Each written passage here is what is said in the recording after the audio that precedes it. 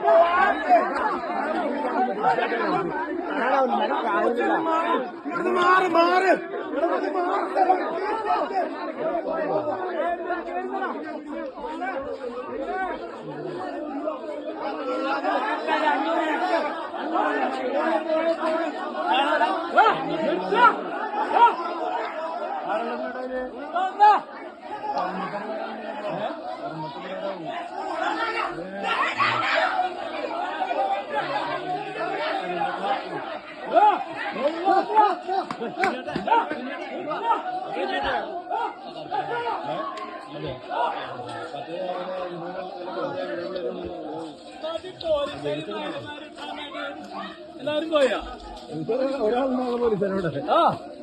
ഒരു പോലീസുകാരൻ എന്താ കാര്യം? നമ്മുടെ പോലീസ് നമ്മളതല്ലേ, നമുക്കെന്താ കോൺഗ്രസ്? നമ്മുടെ കലോത്സവം, നമ്മുടെ ഭരണം, നമ്മുടെ പോലീസ്.